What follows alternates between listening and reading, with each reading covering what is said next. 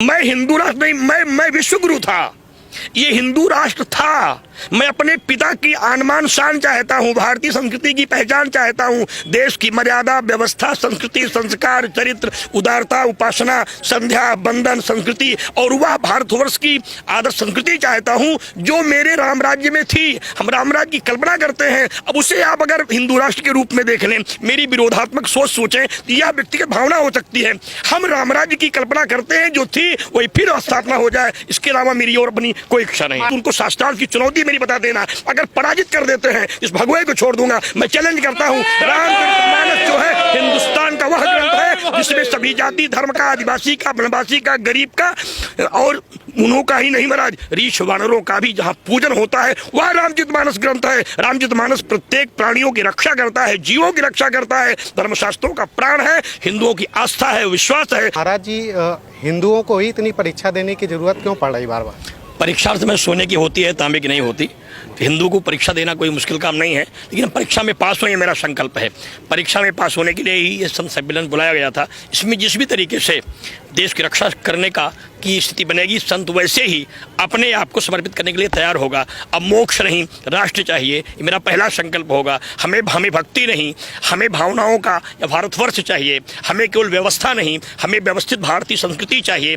हमें केवल एक सुख शांति ही नहीं, हमें एक समृद्धशाली राष्ट्र चाहिए। इस संकल्पना के लिए संत संकल्पित है, जिसके लिए पूरा देश आज संकल्प ले रहा है। विश्वास है कि आने वाले समय में भारत का गौरवशाली इतिहास आपको देखने को मिलेगा। जो इतिहासों में पढ़ा जाता था और साकार रूप से रामलला की विराजमान होने के बाद दर्शन होने लगेगा। महाराज जी, एक बार फिर से मतलब हिंदू राष्ट्र की मांग बड़ी तेजी से उठ रही है, तो हिंदू राष्ट्र की क्यों जरूरत पड़ रही है? देखिए, आपको पता नहीं किसने बता दिया हिंदू राष्ट्र का। मैं जो था मैं वही होना चाहता हूँ।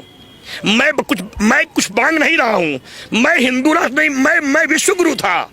ये हिंदू राष्ट्र था। मैं अपने पिता की आन शान चाहता हूँ, भारतीय संस्कृति की पहचान चाहता हूँ, देश की मर्यादा, व्यवस्था, संस्कृति, संस्कार, चरित्र, उदारता, उपासना, संध्या, बंधन, संस्कृति और वह भारतवर्ष की आदर्श संस्कृति चाहता हूँ जो मेरे राम राज्य में थी। हम राम राज्य की कल्पना करते हैं, अब उसे आप अगर हिंदू राष्ट्र के रूप में देख लें, मेरी विरोधात्मक सोच सोचें तो यह व्यक्तिगत भावना हो सकती है। हम राम राज्य की कल्पना करते हैं जो थी वही फिर स्थापना हो जाए, इसके अलावा मेरी और अपनी कोई इच्छा नहीं। महाराज जी, कुछ मीडिया चैनल हो या कुछ लोग हो ऐसा कह रहे हैं कि बाबा लोग हैं ये भड़का रहे हैं। देखिए, बाबाओं को भड़काने का काम अगर आपके जिम्मे है तो पहली बात तो आप बाबा कर से जान लीजिए। बा माने होता है जो बहुत ही विधाओं से जुड़ा हुआ संस्कृति को जानता है। आ माने होता है जो ओंकार रूपी परमात्मा में समस्त प्राणियों की कल्याण की कल्पना करता है। फिर जो बा होता है, बा का मतलब होता है जो बहुआयामी संस्कृति में विश्वास करता है और विश्व के कल्याण की कामनाओं को करता है। सनातन धर्म केवल विश्व की जय बोलता है, उसमें फिर आता है वह आदरणीय सनातन धर्म पूरे विश्व की सुख शांति के साथ भारत की रक्षा सुरक्षा का संकल्प लेता। और धीरेन्द्र शास्त्री जी के ऊपर लगातार सवाल उठ रहा है, वो कह रहे हैं ढोंग फैला रहे हैं, चमत्कार, भूत बाधा भगाते हैं, ये कुछ होता ही नहीं है। देखिए, ऐसा है कि प्रेत योनि को आप रोक नहीं पाओगे। अगर गंगा नहाते हैं तो पितरों का पिंडदान करते हैं ना, तो हमारे यहाँ भूत पिशाच निकट नहीं आवे, महावीर जब नाम सुनावे, प्रेत संसा दुचामुंडा बाराही मैखासना इंद्री के समारूढ़ा वैष्णवी गरुणासना माहेश्वरी विखारूणा कौमारी शिखवाना लक्ष्मी पद्मासना देवी पद्महस्ता हरिप्रिया। मैं शस्त्रों के हिसाब से आप बता दूं कि योनियां हैं और योनियों से मुक्ति पाने के लिए मंत्रों का प्रयोग होता है। मैंने मंच से भी यही कहा कि हमें सनातन धर्म को बचाने के लिए अब केवल मोक्ष की ओर ही नहीं, हमें उन मंत्रों को जागृत करना होगा जिनके बल पर राष्ट्र रक्षा का संकल्प लिया जा सकता है। अब तंत्र की आवश्यकता है, यंत्र की आवश्यकता है, मंत्र की आवश्यकता है, केवल मोक्ष की ही नहीं, राष्ट्र रक्षा के लिए सिद्धियों के साथ समाज के उन धूर्तों को काटने के लिए अपनी महाविद्याओं का भी प्रयोग करना होगा जिसे हम छिपा के रखे हैं। समय आ गया है महाविद्याओं को जगाने के लिए, राष्ट्र को बचाने के लिए। महाराज जी, एक बड़ा भेदभाव मतलब कि वो गलत फहमी पेश की जा रही है। कहा जा रहा है ये जो कर रहे हैं ये तो जादूगर भी कर लेते हैं, आपका मन पढ़ लेंगे तो ये तो जादूगर का काम है, इसमें कौन सा नया कर रहे हैं, ये बातें कही जा रही है। ये आप क्यों परेशान हैं? हमारे यहाँ हल जोतने वाला भी महाविद्याओं की जानकारी रखता है। अगर जादूगर जानता है तो आप क्यों परेशान हैं? हमारे यहाँ तो तुम हल जोतने वाला झाड़ और वो अनपढ़ व्यक्ति भी मेरे यहाँ झाड़ के नजर झाड़ देता है। तो अगर जादूगर मेरा जान लेता है तो आप क्यों परेशान हो? भारत की संस्कृति का इतिहास जानना चाहिए। हर किसी को भारत की की पहचान जानना चाहिए, यहाँ की आनमान और संस्कृति की जो संस्कृति है उसके इतिहास का इतिहास जानना चाहिए। यहाँ व्यक्ति मूर्ख नहीं विद्वान पैदा होते हैं, अपने संस्कारों से, अपने चरित्र से, अपने कर्म से सेवा करते हैं। वो विद्या ठगने के लिए नहीं, धर्मांतरण करने के लिए नहीं, सेवा के लिए होती है। आज जो धर्मेंद्र शास्त्री जी की जो विद्या है वह रक्षा करने के लिए धीरेन्द्र जी की है, वो धर्मांतरण करने, धर्मांतरण रोकने के लिए है। अगर आप तबीज बांध के धर्मांतरण करते हो तो मैं भी झाड़ फूक के धर्मांतरण को रोकूंगा, इसका संघ समाज संकल्प लेता है। कुछ लोग कह रहे हैं कि भड़का रहे हैं, इनको जेल में डालो, इनको जेल में डालो, इनको मतलब कि काफी सारी धमकी आ रही है, कह रहे हैं इनको बाबा को जेल में डालो। देखिए ऐसा है कि जो लोग भारत को बांटना चाहते हैं, बांटने की साजिश बहुत दिनों से है, तो भारत को बांटने वाली साजिश का जो इतिहास है वह साकार न होने पाए, इसलिए हम सबको सावधान होना होगा। भारत फटने न पाए, देश बटने न पाए, देश बिगड़ने न पाए, हिंदू टूट न जाए, कहीं जाल में फंस न जाए, कहीं हनुमान जी को कालनेमी साधु फंसा न ले जाए, इसलिए हमें सच्चे साधुओं को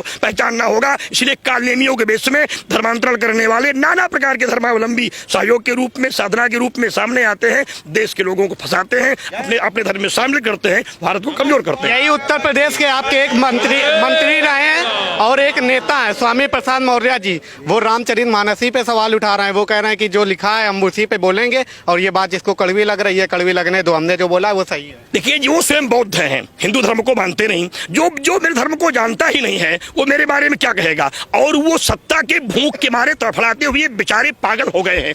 उनको अस्पताल में भर्ती कराओ, पहले दवा कराओ, ठीक हो जाए तो उनको शास्त्रार्थ की चुनौती मेरी बता देना। अगर पराजित कर देते हैं इस भगवे को छोड़ दूंगा। मैं चैलेंज करता हूँ, रामचरितमानस जो है हिंदुस्तान का वह ग्रंथ है जिसमें सभी जाति धर्म का, आदिवासी का, वनवासी का, गरीब का और उन्हों का ही नहीं महाराज, रीछ वानरों का भी जहाँ पूजन होता है वह रामचरितमानस ग्रंथ है। रामचरितमानस प्रत्येक प्राणियों की रक्षा करता है, जीवों की रक्षा करता है, धर्मशास्त्रों का प्राण है, हिंदुओं की आस्था है, विश्वास है। उसे स्वामीनाथ मौर्य जैसे मूर्ख लोग अगर इस भाषा में प्रयोग करते हैं तो वो उनके लिए भारतीय संस्कृति का एक संदेश है कि अपने को देख लेना, इतिहास बदलने के पहले गुलाम नहीं कर पाओगे। ऐसी भाषा बोल करके अंग्रेज चला गया, मिटा नहीं पाया संस्कृति को।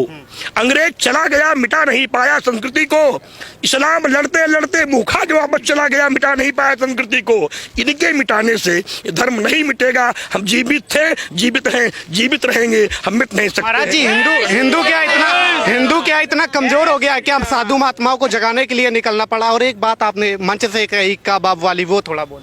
देखिए ऐसा है, कोई तमाशा नहीं है। जो मैं बोल रहा था वो मेरी आस्था थी, वो मेरा विश्वास था, वो मेरी श्रद्धा थी। हिंदू धर्म पर ही लगातार ट्रायल ऐसा क्यों किया जा रहा है?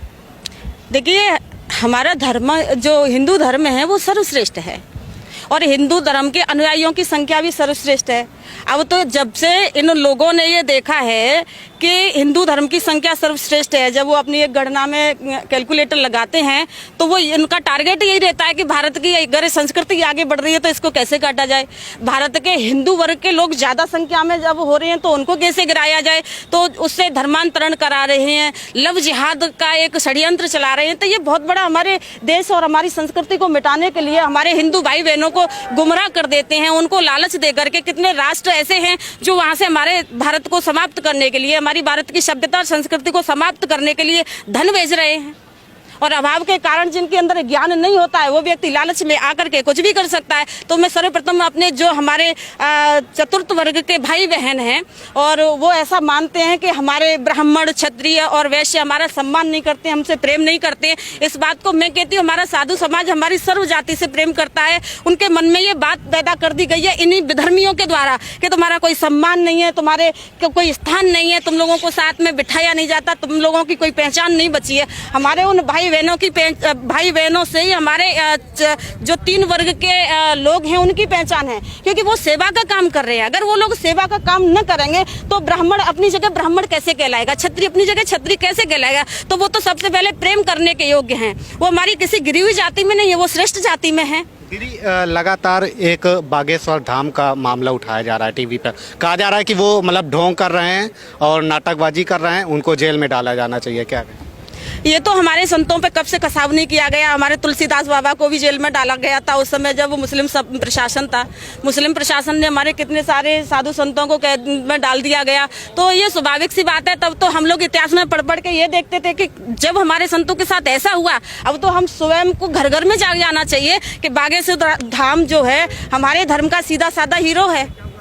तो क्यों ना हम संकल्प लें, उसके साथ हम खड़े हो जाएं कि हमारे इतिहास में इतने कितनी सारे गवाह पड़े हुए हैं कि हमारे जो भी धर्म के धर्माचार्य होते हैं, जो धर्म को आगे ले जाने की बात करते हैं, अपने मंच के माध्यम से, अपने प्रवचन के माध्यम से हमारे सभी हिंदू भाई बहनों को वो बताना चाहते हैं कि आखिर जीवन क्या है, हमको कैसे जीना है और हमारा धर्म क्या है। वो कह रहे हैं भूत प्रेत भगाते हैं, वो ढोंग करते हैं, कह रहे हैं कि मतलब कि अंधविश्वास फैला रहे हैं। देखो, जिसके पास में भूत है वही जान सकता है कि भाई भूत वास्तव में वो भगा रहे हैं कि नहीं भगा रहे हैं। अगर मेरे पास भूत है, मैं जाऊंगी, मेरा भूत गया तो भाग रहा है, अगर नहीं भूत है तो कोई बात नहीं है, इसमें कौन सी बड़ी बात है। हिंदू राष्ट्र की बात लगातार चल रही, क्यों जरूरत है हिंदू राष्ट्र? अरे हिंदू राष्ट्र की तो इसलिए आवश्यकता है क्योंकि हिंदू भटक गया है। हिंदू को एकत्रित करने मात्र के लिए हिंदू राष्ट्र बनाया जा रहा है। हर व्यक्ति यहाँ पर घुस करके अपनी अपनी धर्म नीति फैला रहा है। वामपंथी आकर के अपना अपने एक नया धर्म खड़ा किए जा रहे हैं। इसलिए हिंदू राष्ट्र बनना बहुत आवश्यक है, जिससे हम चारों वर्ण के लोगों को एकत्रित करके हम समझ सके, उनको ये बता सके कि हम आपस में हिंदू हैं। तो ये तो खिचड़ी पकाने वाले जो वामपंथी आ रहे हैं, उनसे बचाने के लिए अपने बच्चों को एक तरफ किया जा रहा है। धीरेन्द्र शास्त्री जी धर्म से मतलब कि धर्म वापसी भी करा रहे हैं, तो कह रहे हैं कि अब बताइए ये सब एजेंडा चला।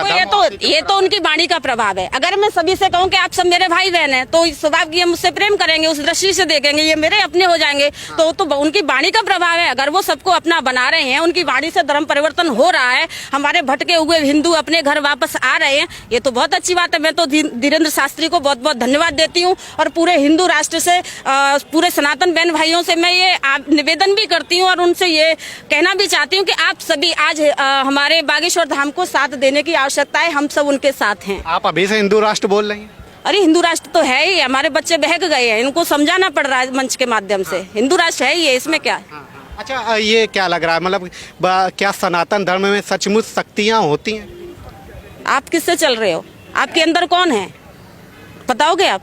हमारे अंदर शक्ति है तभी तो हम चल रहे हैं। शक्ति के बिना यहाँ क्या है? शक्ति के बिना यहाँ कुछ भी नहीं है। तेरी कृपा के बिना हे प्रभु मंगल मूल, पत्ता तक हिलता नहीं, खिले न कोई फूल। कह रहे हैं वो सब तो जादूगर भी करके दिखा देते हैं। जादूगर तो मुसलमान लोग कितना सारा जादू सीख जाते हैं, लेकिन संतों की बराबरी थोड़ी कर पाते हैं। आपने तो देखे होंगे, वो कभी आम का पौधा बना देते हैं, कभी बच्चे को मार देते हैं, कभी जिंदा कर देते हैं, कभी पेड़ बना देते हैं। तो वो तो पेट का धंधा बनाने के लिए चमत्कार करते हैं। हमारे साधु संत तो कितने अपनी शक्तियों के प्रयोग से क्या क्या कर रहे हैं। यज्ञों के माध्यम से बारिश होती थी, तो ये चमत्कार नहीं है तो क्या? वो भी पैसा कमा रहे हैं, मतलब बड़ी बड़ी गाड़ियों से तो पैसे से धर्म होता है, ये तो सही बात है। अर्थ से ही धर्म संभव है, बिना अर्थ के धर्म हो जाएगा? अगर तुम 4 लोगों को भोजन कराना चाहो और तुम्हारे पास पैसा नहीं है तो घास खिलाओगे? तो अर्थ से तो धर्म होता ही है। तो हिंदू राष्ट्र का आप समर्थन करते हैं? हाँ, मैं हिंदू हूँ तो करूंगी।